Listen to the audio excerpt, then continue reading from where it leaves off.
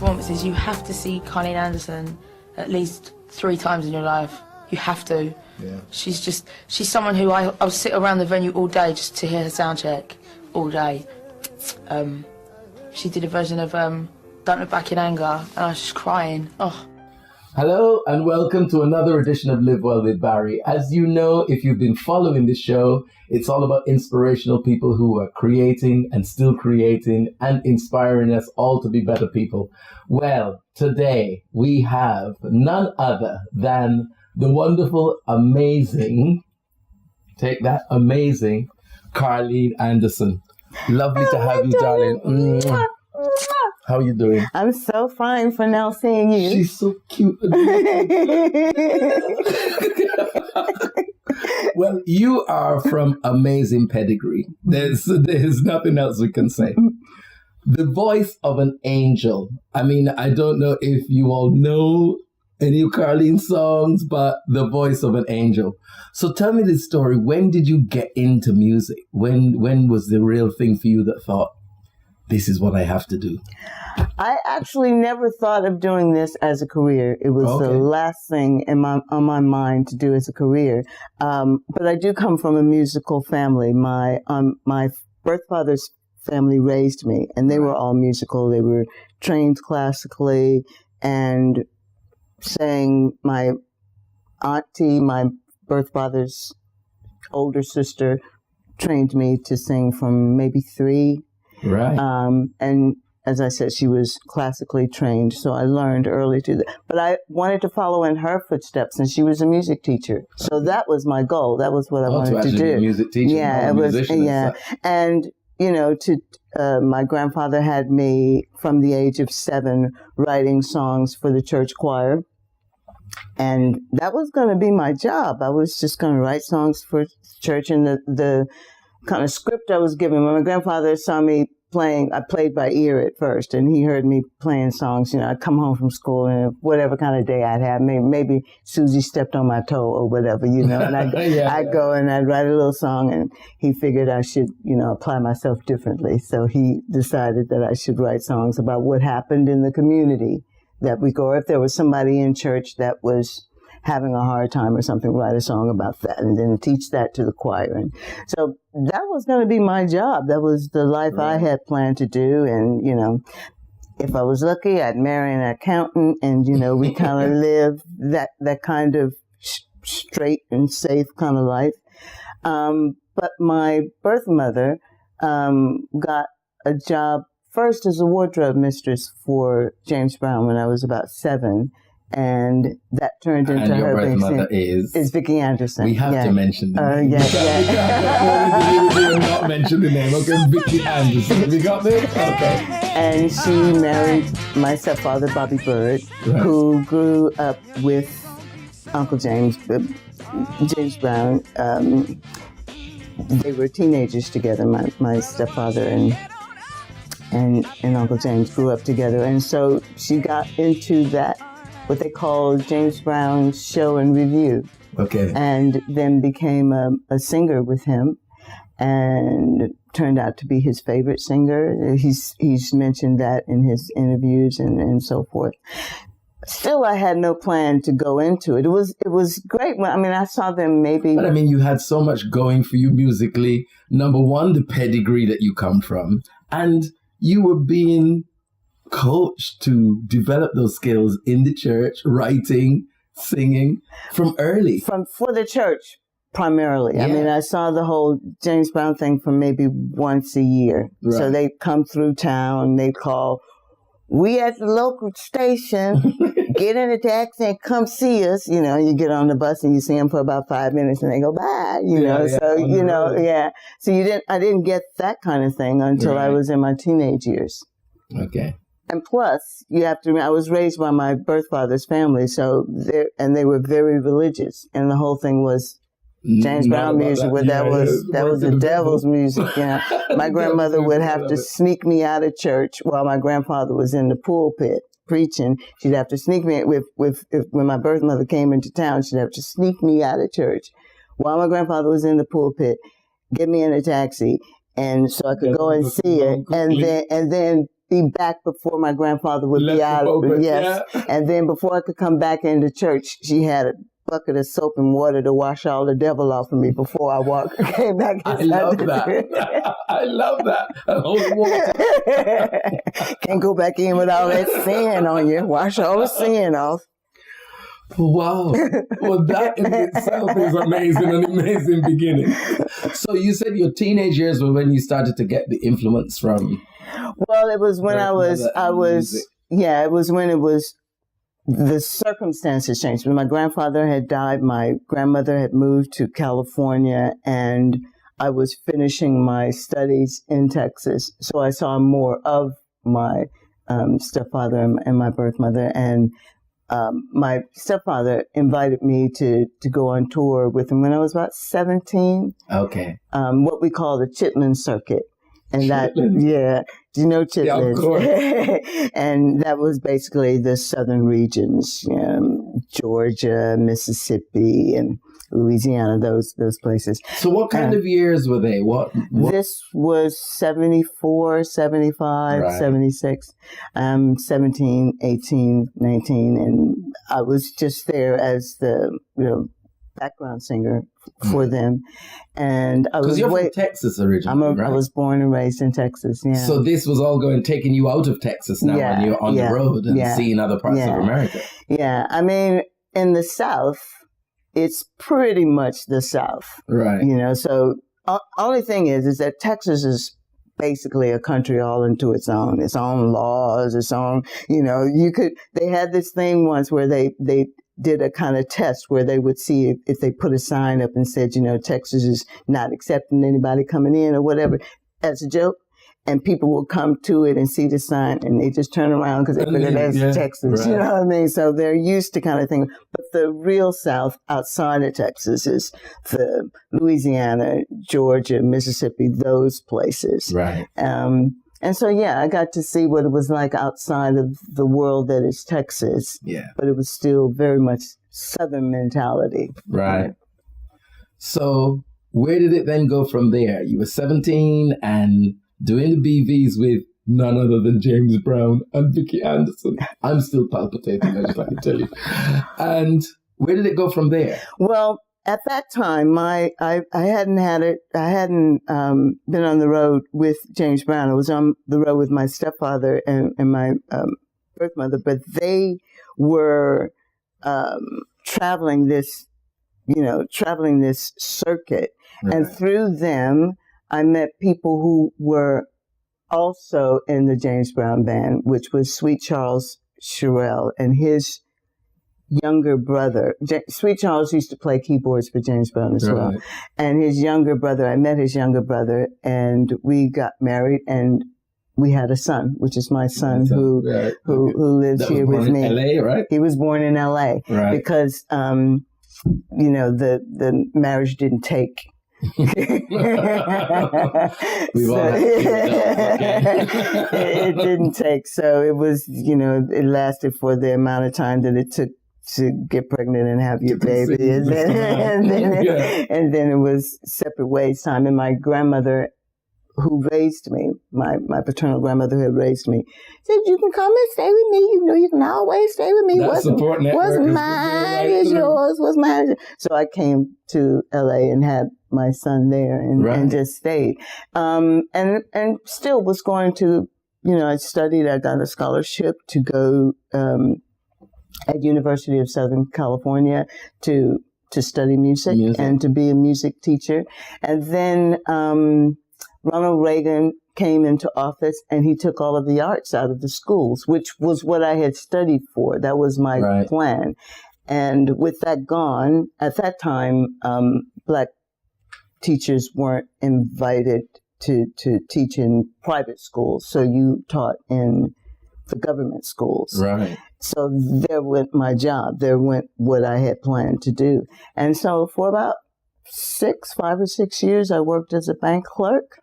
Really? With a voice like that? That's sacrilege. I worked at a bank as a bank clerk. And then my stepfather called and said, "We're going on a tour of Europe and UK." This is around 89. We're going on a tour of UK, and we need an opening act because by then Uncle James was incarcerated. He got mad at somebody using the toilet in one of his buildings, and they shot out the tires in his car, and they took him off for a while to calm down. And wonderful stories. I mean, these stories have to be shared. No idea. And so that meant, because what Uncle James used to do is that he would kind of layer when people would work with him. In the older days, you could have everybody working at the same time because it was a lot more funds available for everybody to work at the same time. You had a big show and review, and you could plan the shows so everybody could work. Had a slide, and the shows were really, really long. You'd have a break in there where the saxophone player Maceo Parker would come up and go, "Okay, y'all can go into the cafeteria, have some chicken, and then come back in about 30 minutes, and we'll start the next part of the show." So it went on like that for ages. But that was very, very old school. Kind of a spin-off from vaudeville. You'd have literally, these big productions with hundreds of musicians. Exactly. Someone comes stage left, exits stage right, and the next ones are coming in. Exactly. And it went on for ages like that. Then when times got tougher and these kind of shows weren't selling, and you had disco came in and musicians weren't working at all, you had to take them in. They had to take turns. Rotation. Yes, exactly. You had to do them in rotation. So once he was incarcerated, though, there was no more rotation. So you could live a little bit. You knew you had maybe 3 or 4 months to work. Yeah. And then it was going to be the next one's turn to work and so forth. And you'd have to stretch your money to go through that. Once that was gone, nobody worked. And so Marco Nelson and Femi Williams, who then later became the Young Disciples, were calling all of their heroes. One of them happened to be my stepfather, Bobby Byrd, and they said, "Would you like to come over and do a show?"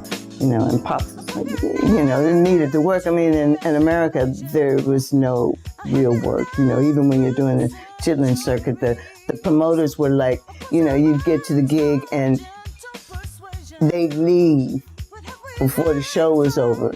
So you're in the hotel, you don't get paid. You got to leave out of the hotel before that was before. The back door. Yeah, that was before they started before you had credit cards and you had to pay up front. You have to sneak out before everybody. I mean, it was just horrible, horrible, horrible times. So to get a tour, my stepfather was great, and he invited everybody who he had worked with all of those years to come along. Pops was like that. It was really, really generous and inclusive. Bring everybody in. If I'm prospering, you're prospering. It's not just about me. He was very much like that. And so he had everybody: Maceo Parker, Fred Wesley, Pee Wee Ellis, Lynn Collins, Marva Whitney, and of course Vicki Anderson, and the whole bit. And so, but because these were all stars in their own right, they needed a no name to open.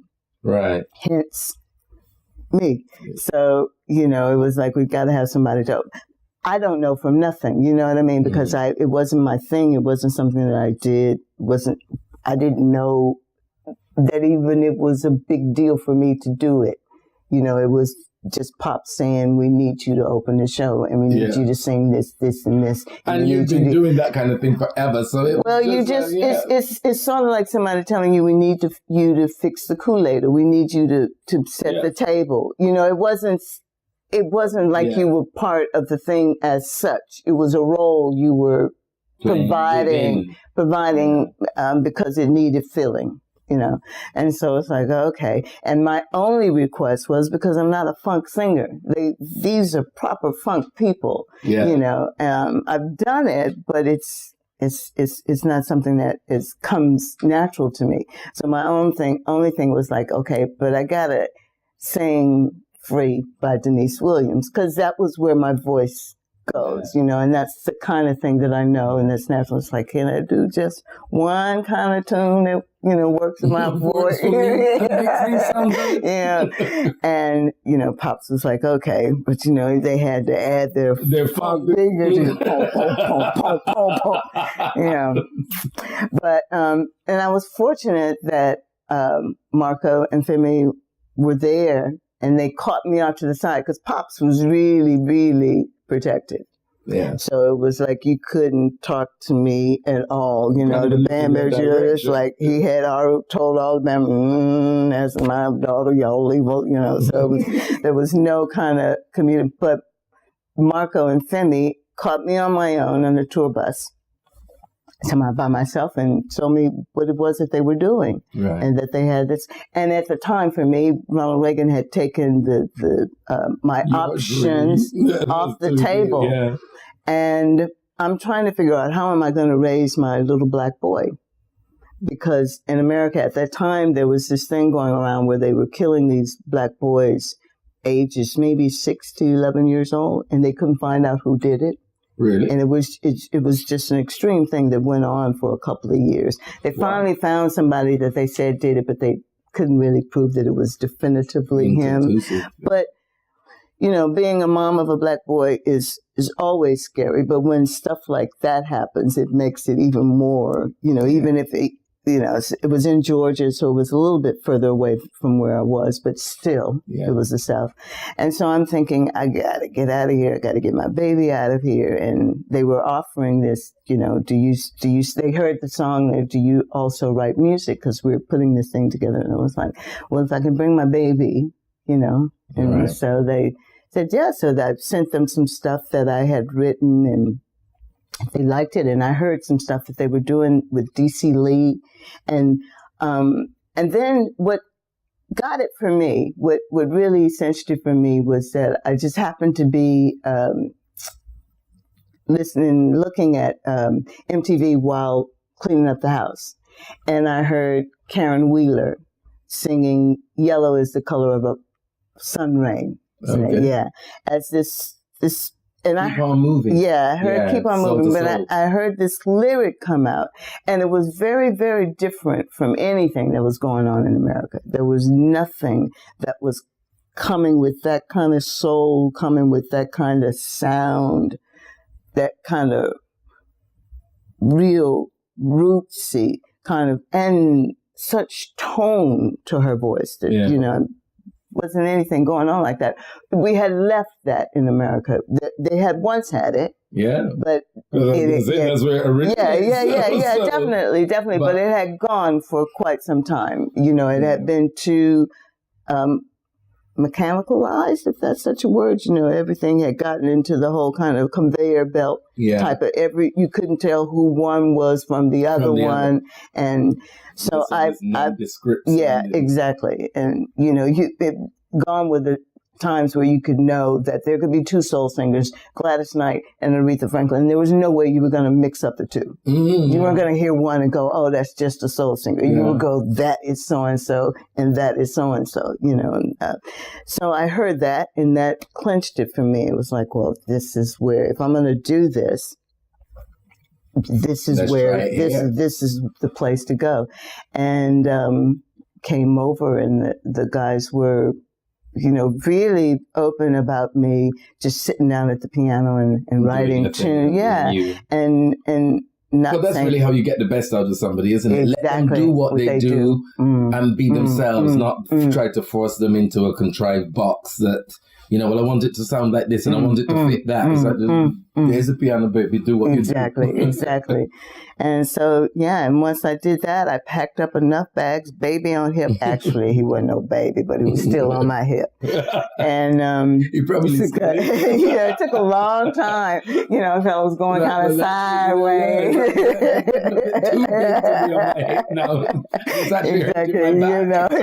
Exactly.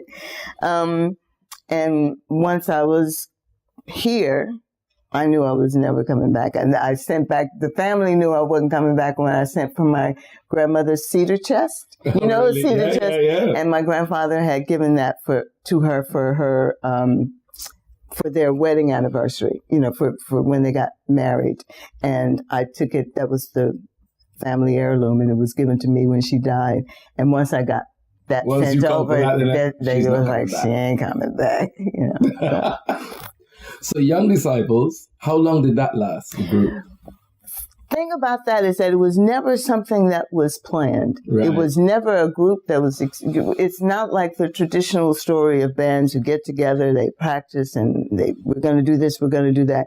It was just something that happened. I mean, primarily, although Marco is an excellent musician, he plays several instruments, and both he and Femi were really very busy DJs, and what they wanted to do was put some music together to play in Dingwalls and at the Fez. I don't know if the Fez still goes on, but in the various clubs around, Camden, Ladbroke Grove, and so original. And nobody else would play it because they've created it. And that was the basic of what they wanted to do. They didn't have anything beyond that kind of thing, and that it snowballed into this thing. It was Sir Norman J. and Giles Peterson, who were at that time Kiss was still a pirate station. Yeah. And they got a job at Phonogram Records, and they started all of their friends that they knew whose music they liked. Ours, D Influence, Omar, Incognito, I think it was. Brand New Heavies a bit later. Galliano. Yeah. Yeah. And started signing them and saying, what you come up with this, come up with that, and we'll just pitch it. And so none of us were planning on it. It wasn't something that, the most that Marco and Femi were looking at is a white label thing that they could sell at Dingwalls or at the Fez or whatever. And then it just took off. Yeah. And by the time it took off, they were already doing something else, and it was never their intention to go on the road. I mean, we never played as a band. We had a couple of TV shows where they would have little spots of things. And I was completely new because I even though I come from a part of my family comes from that, I wasn't groomed in it. Yeah.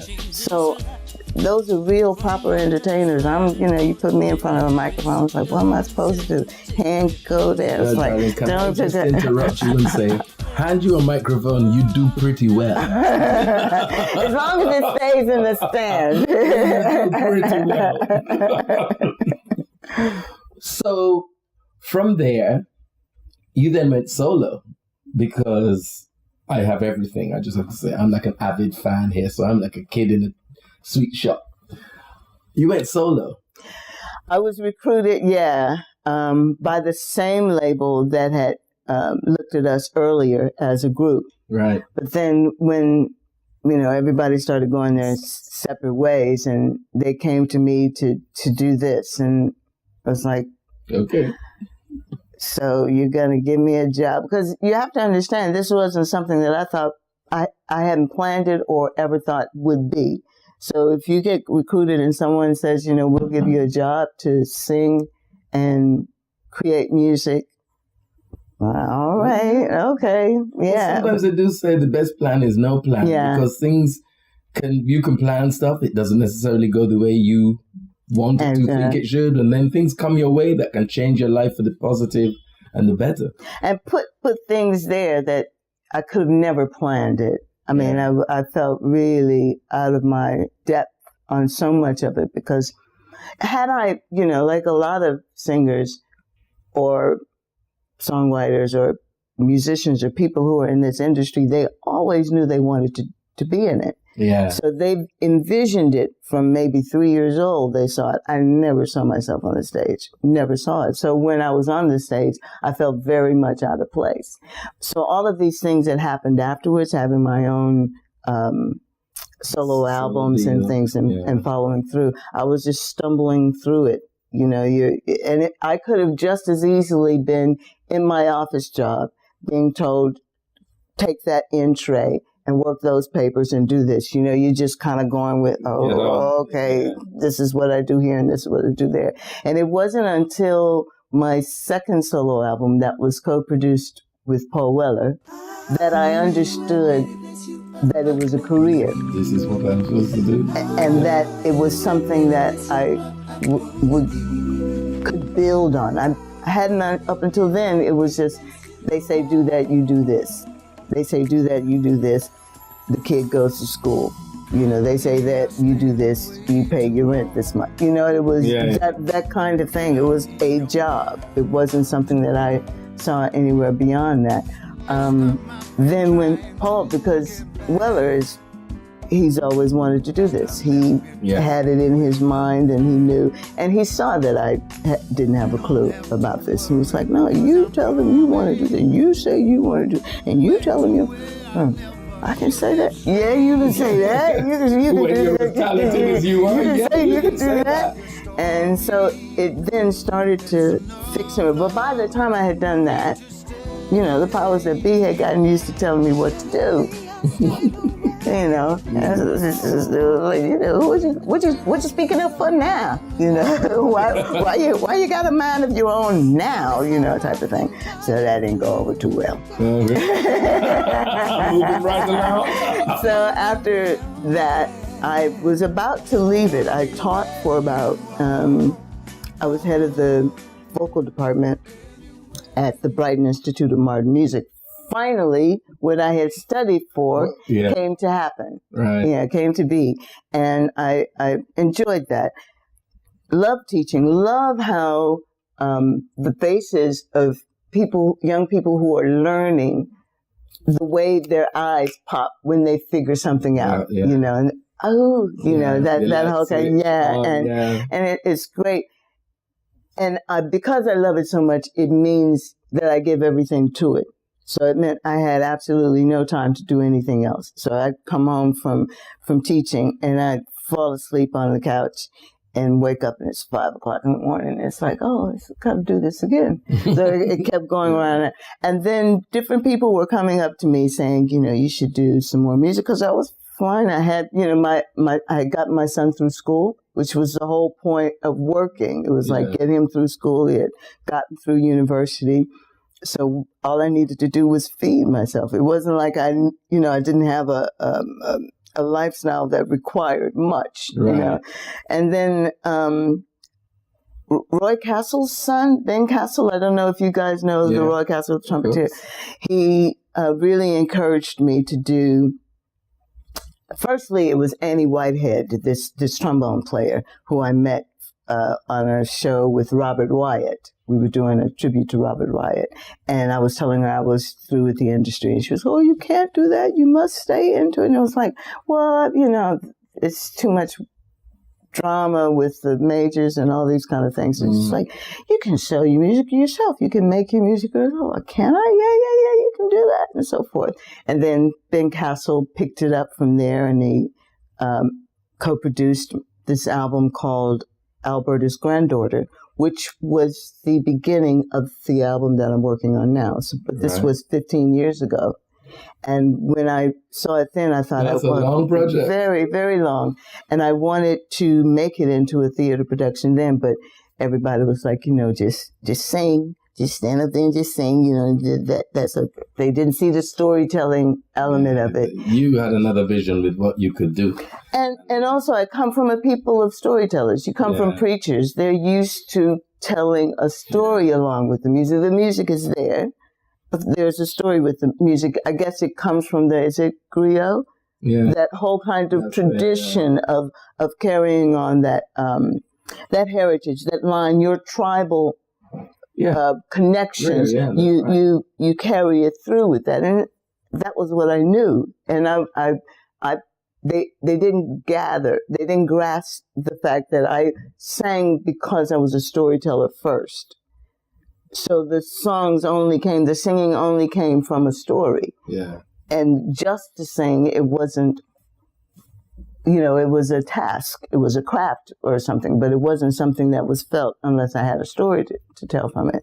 Took it from there, and that took, you know, well, where are we? 18 years now that it's finally had a proper showing, and still got a long way to go from it. But I felt that much more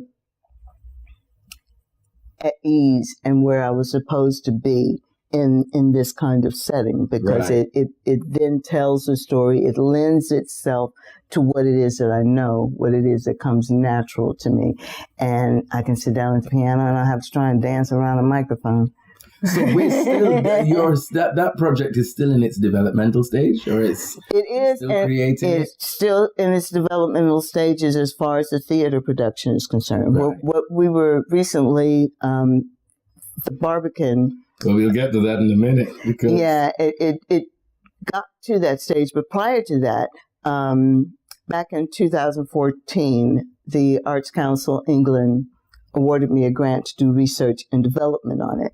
Right. I had written the book, I had written the script, and I was very, very fortunate. This producer and digital media arts,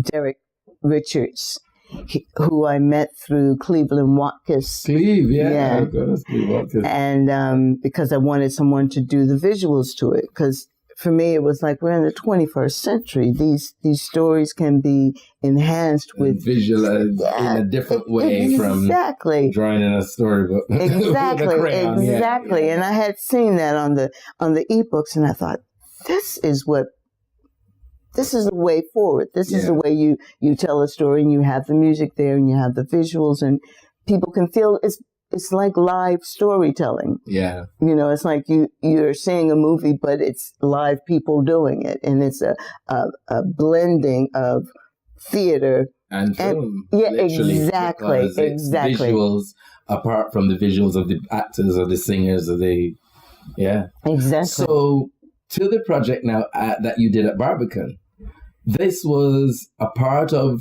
this project, was it?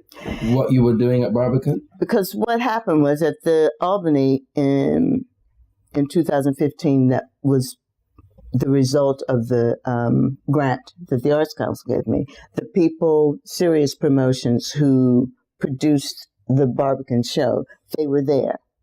And so they've seen how I've struggled since then. I got another, an additional grant from the Performance Rights Society, Women Make Music, to record the soundtrack album for the work.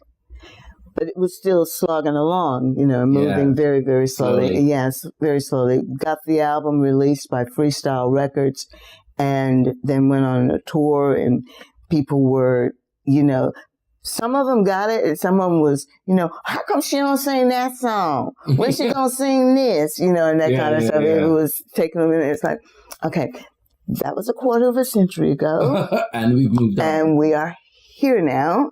And this is what Mama's doing now. It's just sort of... That's always the difficult thing, though, because when you love and worship an artist and you've been following them forever, it must be frustrating for the artist, because the artist wants to still be creating, or they are still creating, and they want the public and the audience to hear what they're creating. Now. But the audience want to hear the things that they love them for. Yeah. So, it must be quite a balance to kind of do mainly the tunes they want to hear and throw in one or two of my new bits. So, well, I did that for so long. So long, I just did what everybody wanted to hear. That you just thought. And I just played what they wanted to hear forever and over and over and over again, as many different types of ways that I could to try and keep it interesting. Yeah. But at some point it's like I'm 60 years old now, y'all. You know what I mean? On camera. This little petite dolly baby thing here just said it on camera. And so you get to the place where it's like, well, I don't know how much time I got left. Could y'all just let me do what it is I do. I feel good to do, rather than continuing to do. It's sort of like saying to a painter that's painted whatever it is, painting that one again, and with songs like that, paint that again. It's like, I obviously you appreciate the fact that someone has appreciates your work. Yeah. But they've got to give you scope to otherwise, what it is that you do, how is it going to really matter? Because then you're no more than a kind of jukebox, really. From the past. Yeah, you're just somebody who's just, yeah.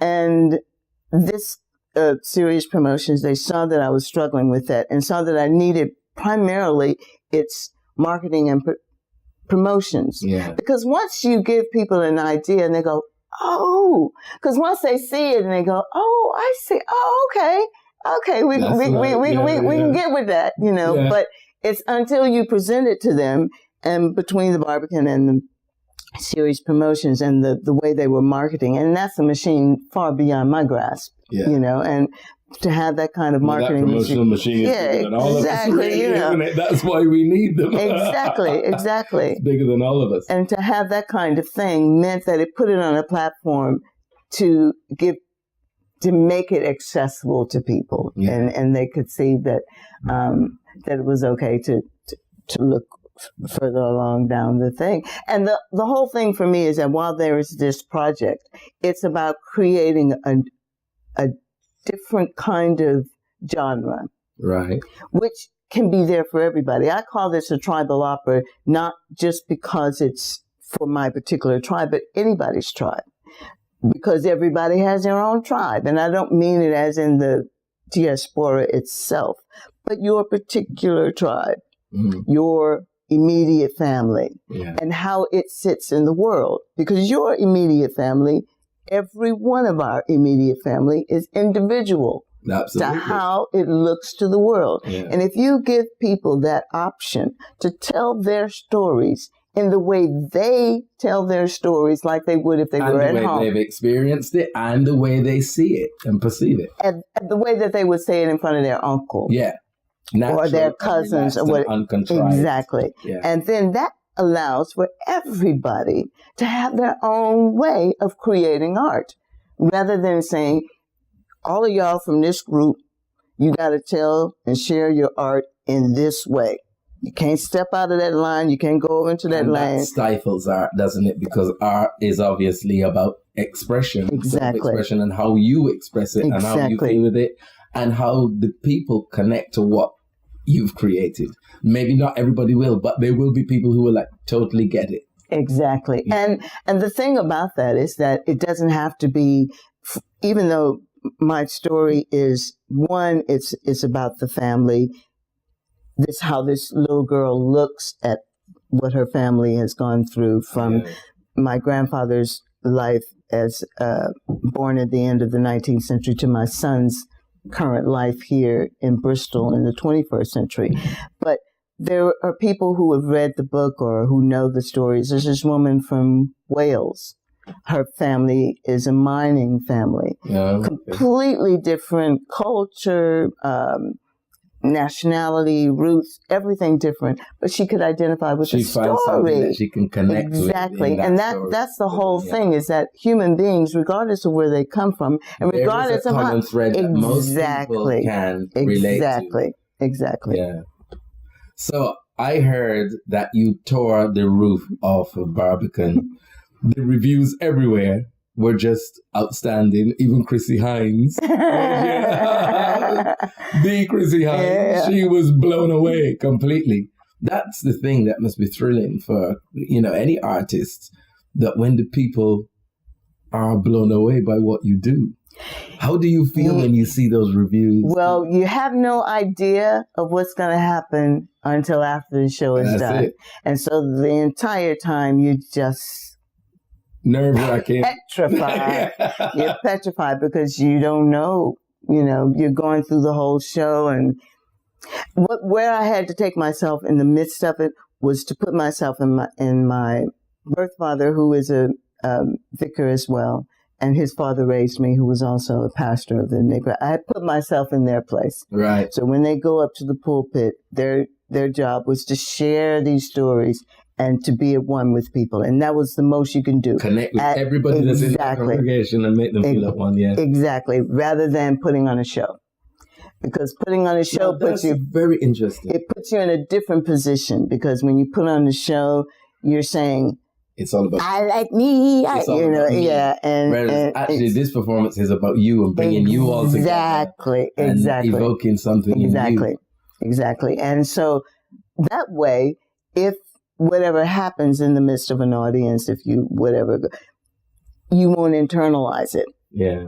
You'll keep the message clear about what it is, why it is you're there, and what it is What you're you do. trying to share, you know. And then after it's done, to get the responses is good. But I remember this quote by Maya Angelou, and I'm paraphrasing here, but it was something to the effect of that you can't put too much stock into the praise you get, because then you'll also have to put that amount of energy to the rejections you get. Yeah. So if you're going to get all over the moon about whatever they say that's good about you, then you have to be just as enthusiastic about, you know, some who detractors who'll say this and that. So you take it with a grain. And that comes in equal measure. Exactly, you really do have to go out and focus on what you're doing, why you're doing it, connecting with as many people as possible, because there'll always be people who will love it and always people who will hate it. Yeah, exactly. And the whole thing about that is that it isn't if you make it about that, whether they're going to love it or not, then for me anyway, that influences your work. Yeah. Whereas if you're just making it as this is what I'm compelled to do. I'm compelled to do it. I have to bring it to you in this way. It came to me from somewhere else. I didn't even seek it. I hope that you like it, but it's what I've got to do. It's what I've been given to present to you. Because otherwise, if I give you something that didn't actually come to me honest, one, you'll know in the way that I present it. And the other, you know, you might as well be a slave. Yeah. Because you're just only just exactly.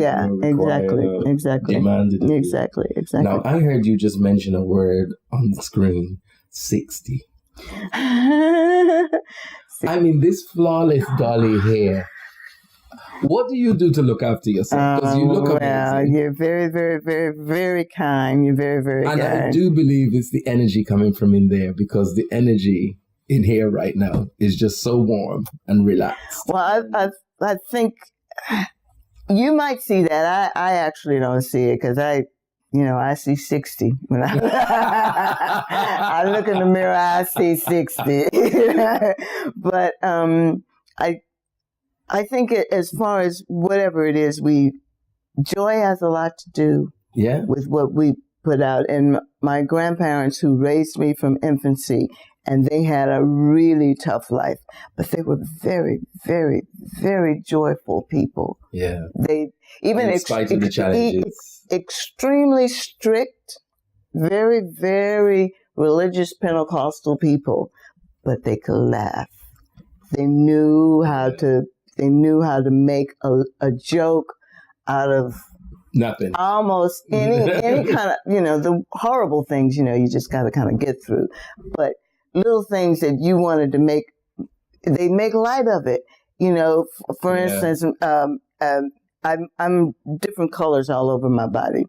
And that just comes from, generations of people mixing and stuff like that. So my grandmother would, when I get into one of those modes, well, how come I don't have the same color all over like so-and-so, or same color over like, I guess, or how come I didn't get, my grandmother was a 44D, how come I didn't get, she said, because you were probably in the corner talking when he called out, rest, and you thought he said take a rest, and different, or he got to painting on you, and he ran out of that color, and he went to go get in that had dried before he got back, and then he started painting you with this color. That's all. He was going to make you that color, but that didn't happen. So it was never something that you could whine about too long. You actually thought, I'm being ridiculous. Exactly. And so when you do that, even like today or the past few days when I was going on to you about, I can't figure out this map. That was so funny. I have to share it. It's like a week of, I can't get to the venue. I'm like, calm down, darling. It will happen. We'll make it happen. I don't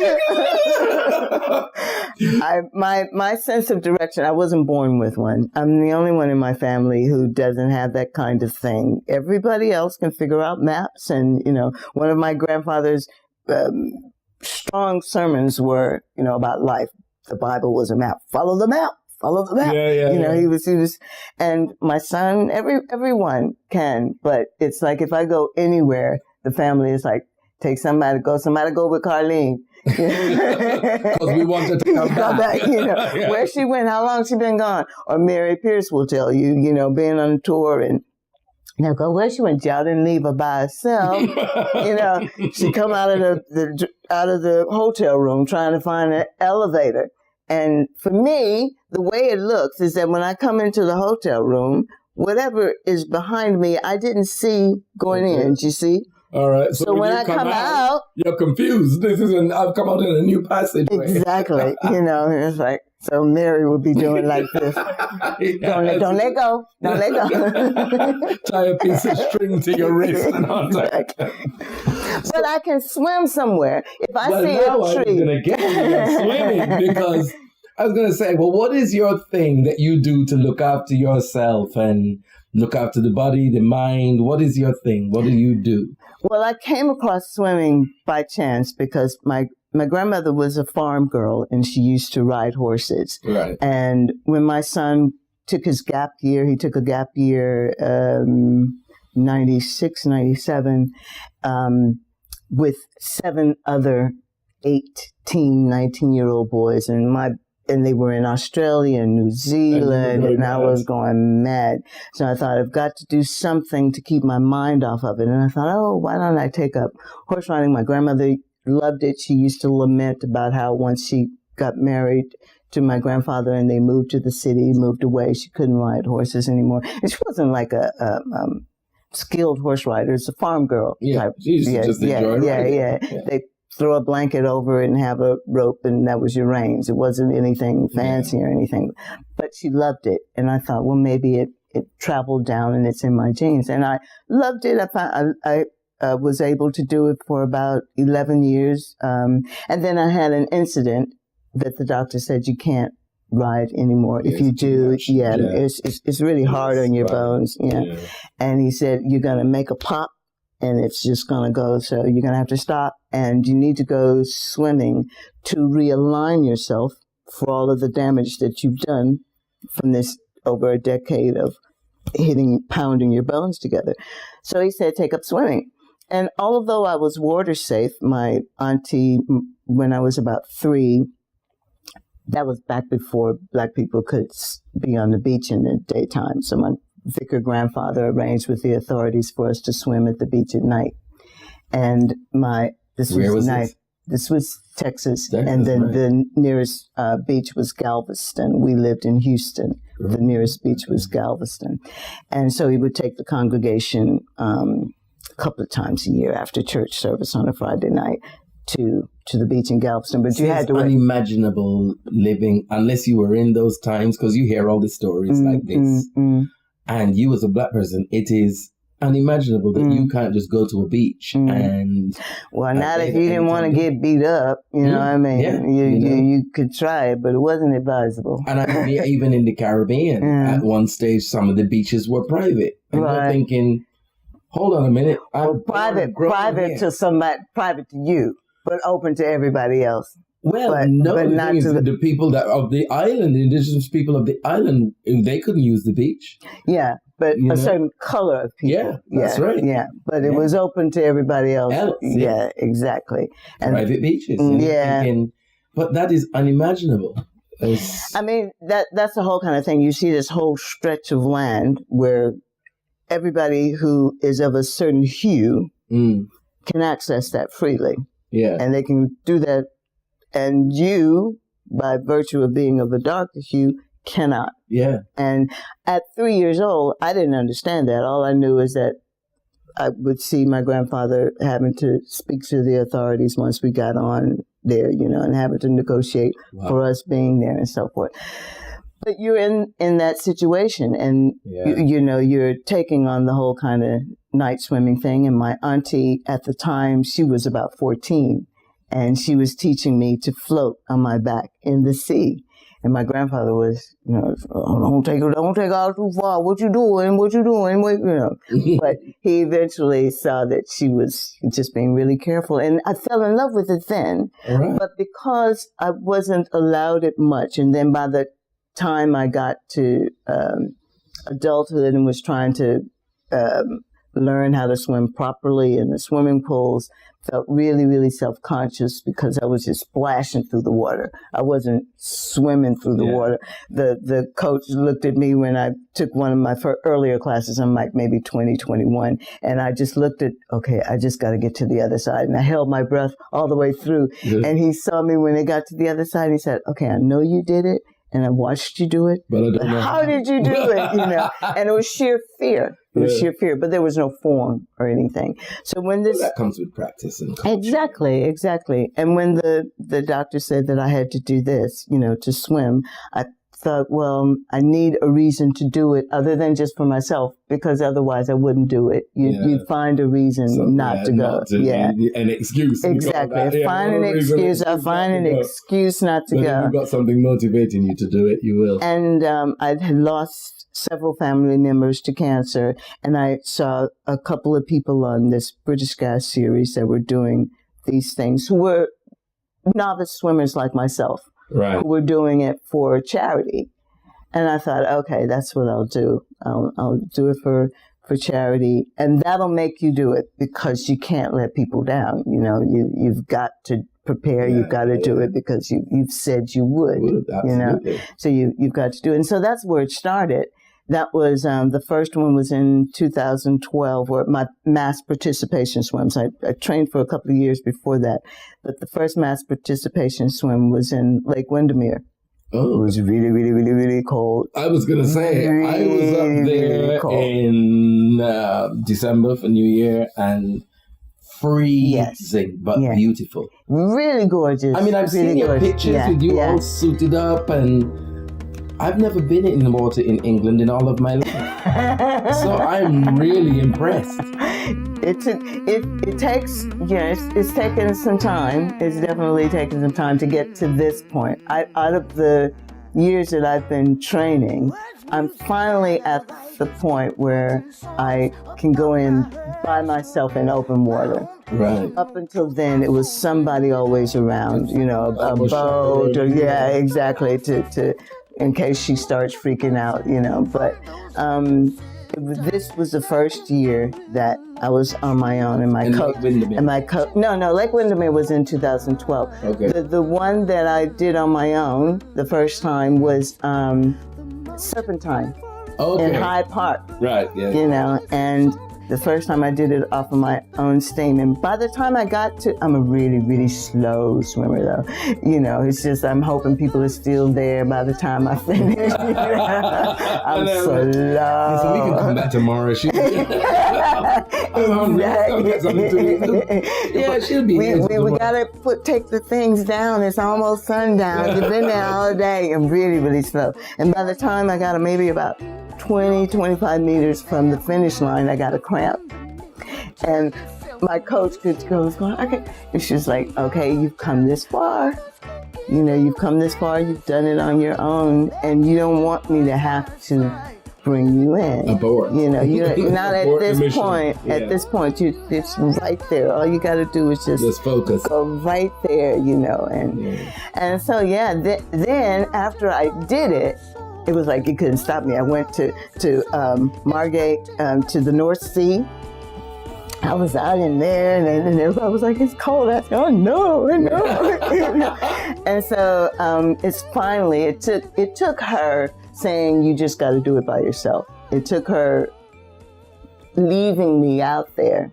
And say, well, right, you know what? This is on those two shoulders. It's entirely up to you. I've done all I can do. Yeah, if that's you want to give up, it's up to you. But the onus is on you. Exactly. And she, after that, when she took me, we went to another lake after that, maybe a couple of days after that. And I thought she was going to go on the swim with me, not to chaperone me, but we were just going out on a swim. Mm. And we got a bit so far, and then she said, okay, I'm going over there, you can go. Where am I supposed to go? I don't go wherever you want. And then she stopped talking to me. And she started talking to everybody else and just left me to myself. And that kind of thing, because you're in the middle of the water then, you know what I mean? It's nothing you can do, but you gotta just find a way to do this. Exactly. Absolutely. And it is so empowering but the difference between me trying to find my way in water as opposed to on land, I focus on the tree. Now that's different because I go, you go into that tree, just keep going, and then you go to that tree, and then you go to that, but this spaghetti junction they call on these lines, and so I'm trying to read the thing, and so I don't understand how I'm supposed to go. That was hilarious. I was freaking out for like 2 weeks, and as it got closer to the date, the messages got more and more frenetic. It was like 2:00 in the morning. I'm texting you, going, I've been looking at this one, but it's a little bit. Do I turn left at Zara's, and then do I? Yeah, I'm thinking, did I really just read that right? So what are we doing from here? What are the next projects? Well, we're aiming to take what we did at the Barbican on tour. Right. And then ideally I can have this, as I said, as a genre and do more storytellings, because when you live this long, there's loads of stories, either yours or other people's as well. Always. But also the Arts Council, via this company, Sound UK, has commissioned myself and Nikki Yo, the jazz pianist, Nubia Garcia, the young jazz saxophonist, Speech DeBell, a young spoken word artist, Renell Shaw on bass. He plays with me in my Cage Street Memorial music group. He's been playing with me for a couple of years, but he does loads of different work, but he also is the bassist for Rudimental. Right. And the drummer Rod Young, to do this project called Music for Human Rights. So we're taking various protest songs from over the years, and we're redoing them. So I'll be doing a few revisions of certain ones, and Nikki will be doing revisions of certain ones, and Nubia will, and Speech will, and so forth, to cover the ground of human rights in general, because we're all from different places, but we all understand that whole kind of disenfranchisement type of thing. All affected by it. Yeah, all affected by it. And then Orphe Robinson, who is the lead musician and co-producer of my Cage Street Memorial album, he's being the musical director for the Gibraltar World Music Festival. And they're doing a human rights music project as well. And they're bringing different people from various cultures who have a connection to England, like Kristen Tobin and her connection from Ireland to England, and another artist from Scotland to England, and other different from France, and I'm from America, in different ways, and how your connection is to England, and doing your music from that. So you'll take what music you've written and doing that. So it's going towards that way, which I'm so happy about, to be able to be getting projects that are in line with the kind of work that I'm doing, so that you can tell these stories about living that go beyond the kind of restrictive storylines that is often associated with certain groups of people. They say you can only sing about this, or you only should sing about that type of thing. So it's really, really inspiring to have these projects going alongside the work that I'm doing as well. And it's more about the stories that are being told, storytelling and music going together, and being able to bring people together like that. Wonderful. Well, darling, thank you for taking time out of your busy schedule. Wishing you all the best with the new project. Thank you very much. And hopefully you will come back and talk to us and let us know how it's all going. You can find your way. True. Thank you for joining us, guys, and see you next time. Bye. Yes. See, I told you.